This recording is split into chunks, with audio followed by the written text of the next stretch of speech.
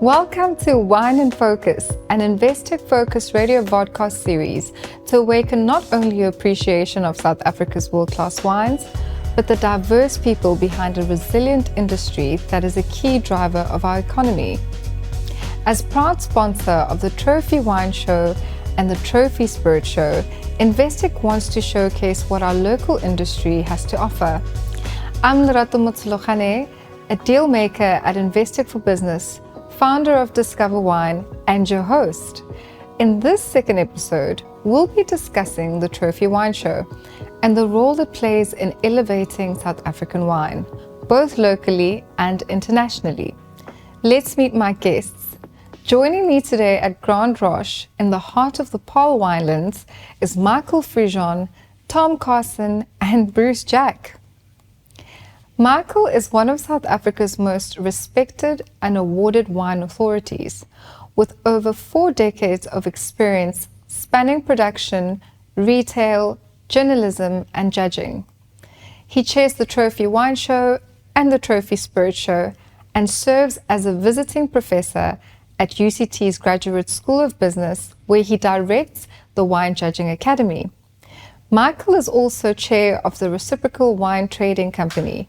Tom is the award-winning chief winemaker at Yabby Lake in Australia and director of the Len Evans Tutorial, a prestigious wine school dedicated to evolving the quality of Australian wine. With over 30 years in the industry, he's judged and chaired major wine shows across Australia and helped shape the next generation of wine talent. He is currently in South Africa as one of 3 international judges on the Trophy Wine Show. Bruce is a globally acclaimed South African winemaker and storyteller.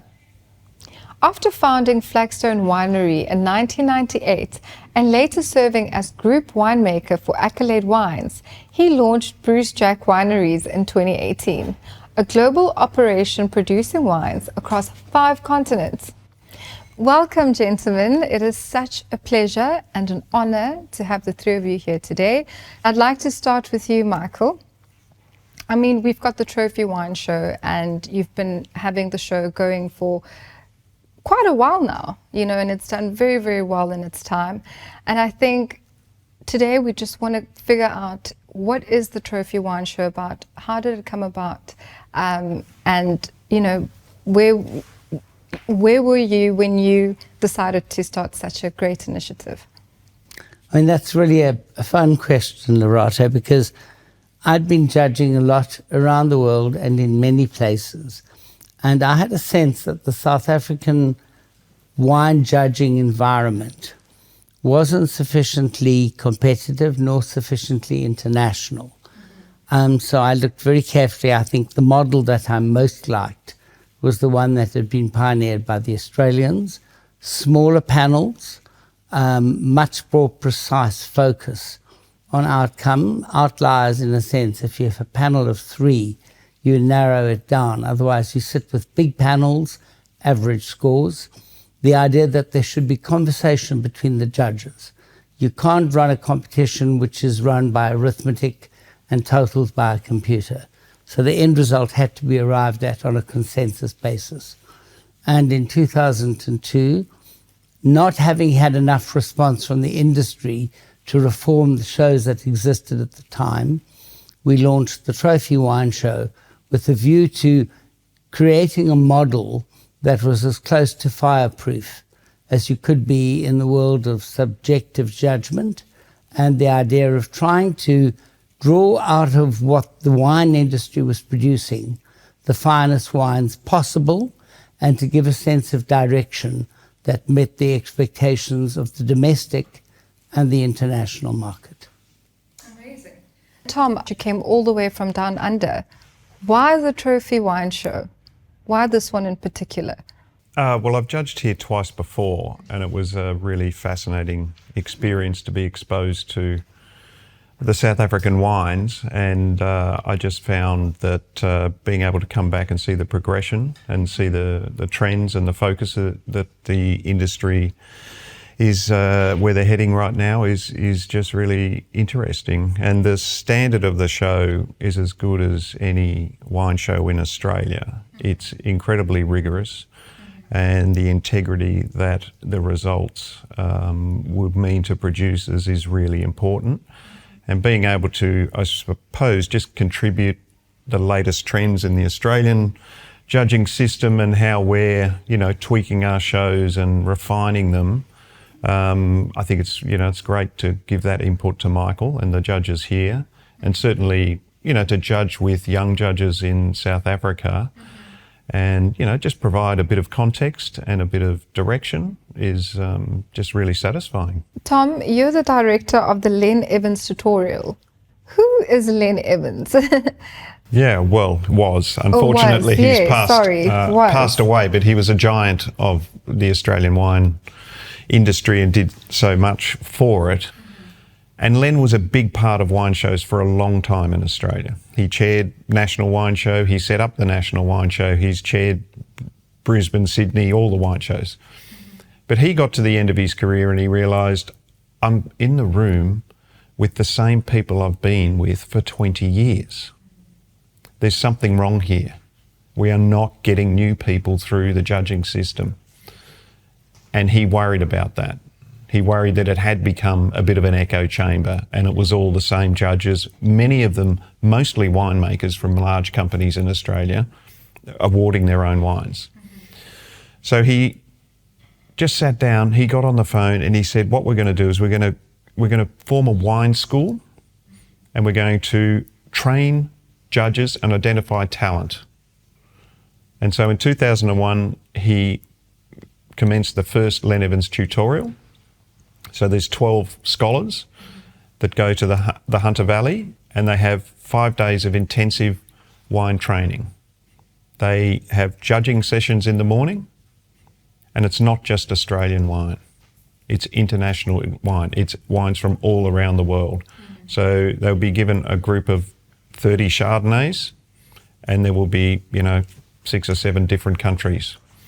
And they have to judge those wines and, score them. In the afternoons, they have master classes. And over the week, the cream of the judges rise to the top. And those people are given opportunities in the wine shows in Australia. And what's been very important is to get those young people coming through and breaking down that, that old boys club. Yes. And over the last 20 years, it's been incredible in doing that. And it's forced the wine shows to have what we call sort of rotation policies where, you can be a judge there for 3 or 4 years, but that's enough. We've got some new people coming through, and it's kept it very dynamic. And it's given many, many opportunities to young people. Michael, how do you choose your judges? What does that selection process look like? So, that's a really interesting question at 2 levels. Firstly, we have one international judge on every panel. And that international judge has to be someone with literally a fireproof reputation in terms of quality of judgment. We're not looking for high profile. It's nice if you get it, but we need people who really can deliver precision of judgment. Tom here has chaired just about every important show in Australia. He's been a senior wine judge for over 20 years. We know that he's not going to be seduced by a pretty wine that doesn't deliver quality. We've been running a wine judging academy here since, I think, 2007. Tom, as he will tell you, is a graduate of the model on which we have, in a sense, built our wine judging academy, which is the Len Evans tutorial in Australia. And that is the idea that people should be trained to be wine judges, not to be people who simply like wine and enjoy it and think, well, I like that, therefore it is good. So we do that. We like to have winemaking expertise on every panel. We like to have somebody with a consumer interest on every panel. We have to have one international on every panel. And we only have 3 people on the panel, plus one associate, which is a graduate of the Wine Judging Academy who's graduated with a distinction and then has to work his or her way up through the system in order to become a judge. So it's a very tight, there's no room to move. you can't afford a weak link. It doesn't work. You know, as a consumer of wine, I find that things like the Trophy Wine Show and these judging academies really aid and assist in when one has to pick a wine. If you look up the Trophy Wine Show and you see the ones that have gotten good rankings, it's a great way for one to then use that as a guideline. But apart from that, why is it good to have judging academies, and how is that of importance to the development of the South African wine industry? So it's really interesting. Before the Trophy Wine Show, wine judging was an echo chamber. The industry's competitions were driven by winemakers. They already had a house palate. They liked a style. They reinforced each other's views on what was a winemaking or wine judging aesthetic, and it bore no resemblance at all, firstly to what consumers wanted, and secondly, most importantly, to what the international market expected. The result was there was a disconnect between what judges thought was good, what consumers wanted, and what the international market was ready to buy.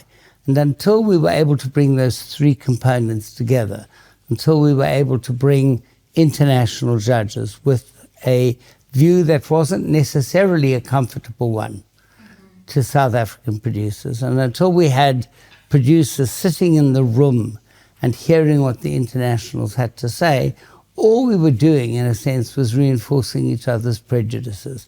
That's what we had to break. Mm-hmm. I love that you touched on the international market, because then it brings me to you, Bruce. You have done quite well in those markets. The export market, well, first of all, third-party endorsement in an environment which is so overcrowded. To have an endorsement from an organization like the Trophy Wine Show, which is so well organized and with such high-profile people, really helps everywhere. We've been able to track our success not only in terms of exports, but also in terms of direct-to-consumer sales when we announce a really big award. So, it's a moot point whether or not you put all the medals on the label, and also I think there's a trick and a craft in how you talk about the award that you've got to the right sort of people, to the right sort of channel. But if you can get it right, it's really important, and you've got to just keep your foot on the pedal, and I think that's what the export market is all about. But in South Africa, we are one of the markets, one of the suppliers that is really starting to succeed overseas. We are really starting to succeed overseas, where particularly those who've had it easy for a long time, i.e. the Northern Hemisphere, are starting to see things in a more difficult light because of the changing world. We've always struggled, so it's no different for us. We're ready. And where do you see that uptake for SA wines across the world? Which countries, Look, personally speaking, we're growing everywhere. It sounds blasé and a little bit glib to say that, but thank God we are. We're in 23 international countries, and we're showing growth everywhere.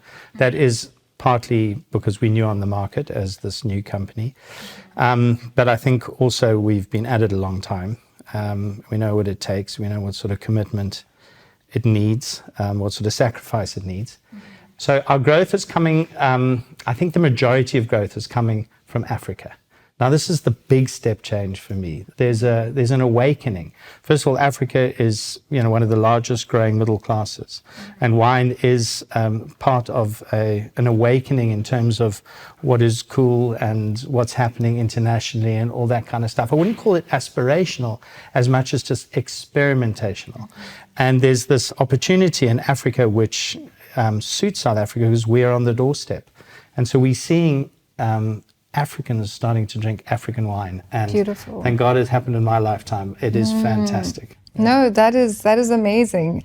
And I just want to jump back to Tom here. You said you've been judging with the Trophy Wine Show. This would be your third year, so you've done it twice before. And the last time you were here was more than 10 years ago, 2013 to be exact. What do you think has changed? I mean, have you seen it progressing? What are the changes you've picked up on?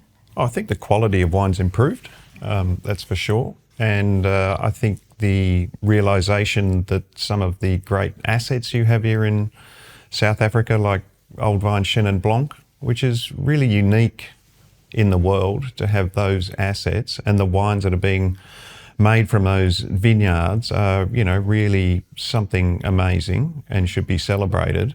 And when you have something that nobody else in the world can do, that's what you lead with. That's like really important to tell your story about these old vineyards and these amazing wines that you're making. So I think that was, the first time I came here in 2005, there was a lot of talk about it, the assets you had and these wonderful vineyards, but we didn't really see many of the wines. The winemaking and the viticulture hadn't really grasped the potential of what was there. But, the wine palates, the great palates in South Africa, understood there's something special here that we should really focus on. So that's been a great progression. I mean, I judged some Shiraz today, and I remember back, the last 2 times I came, it was like, sorry, we've given you the Shiraz class, And today we found some fantastic wines. So, there's a real focus there as well, which I think is something new, and coming from Australia, which is, 50% Shiraz. And I was explaining to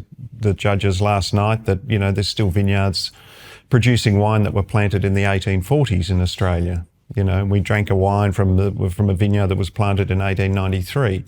And these sort of things were just, these sort of wines and that history that Australia has with Shiraz was really interesting for everybody. And to taste some really great examples today, some really, really modern winemaking and some obviously really smart viticulture to get those wines there was a delight. Amazing. I'm glad it's good feedback. And, back to you, Bruce, and going back to the international market, how do you think South Africa can continue and also grow in these markets? It's wonderful that Investec is investing in something like the Trophy Wine Show, because there is so much that South Africa can still achieve. In a way, we have it all lined up for us. Whereas I think our competitors around the world all have kind of going through existential crises at the moment. We've been living in an existential crisis for a long time. We're coming out of it. And I really mean that. So if you look at particularly in the Northern Hemisphere, the traditional winemaking countries, they are seeing huge drop in consumer uptake. So apparently less and less people are drinking wine. Like, I'm not seeing that. I'm seeing more and more people are being discerning about drinking wine. It's less an automatic thing and more a decision that's taken with some context in mind. And that's where South Africa has this wonderful opportunity, because I think we do work very hard, in some cases harder than most. And so as a result of that, we are there in the market, waiting for the opportunity to tell our stories, and our stories are all authentic. There's no make-up stuff here, because we're doing it all ourselves. So, I think the opportunity for South Africa has never looked brighter. And that's just overseas where it's difficult. Yes. In Africa, there's something really special happening. There is an awakening of an African spirit, which we're just going to ride on the back of. And it is the best continent in the world at the moment and the best place to be.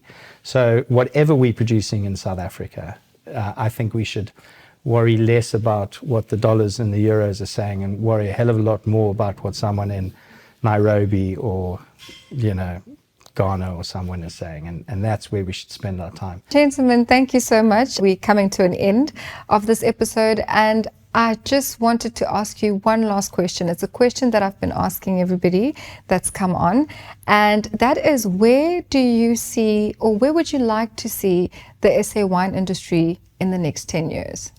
I would like the South African wine industry in the next 10 years to be exporting at least as much as it is now, with a better spread in terms of markets, so a lot more into the rest of the continent, to discerning consumers who embrace it as part of the heritage of the continent, yes. I would like the international markets, which includes obviously Africa, but Europe, Australia, where there is an export market for South African wine, and the Americas plural, and of course Asia, to recognize the Capeness, the South Africanness of our wines, not as would have been the case 20 or 30 years ago because of the discernible lack of evolution. I was going to say defects, but in fact, lack of modernity. I think that we are now making thoroughly modern wines that are not simple. And I think we will see more complexity and a statement that separates us, just as we recognize the Frenchness of French wines, the Americanness of Californian wines.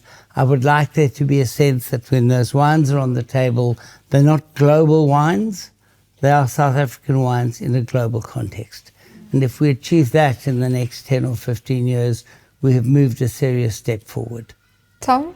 Oh, well, I wish you all the greatest success with South African wine. And I think, the international market is tough, but wines that mean something in the international market are wines that have, what we call a sense of place. They are grown and made from a place where they are distinctly cannot be reproduced anywhere else. And I think that is, the focus. The old vineyards in South Africa need to be protected, they need to be nurtured, and you need to have the right winemakers there at the helm, and then the best marketers taking those wines to the world, and that's how you'll maintain and increase, your standing in the world, which is, it seems to be a very bright future. We've done an enormous amount in the industry from a transformation perspective. I think a lot more than most other industries. But particularly from an agricultural perspective, we haven't been forced into that transformation.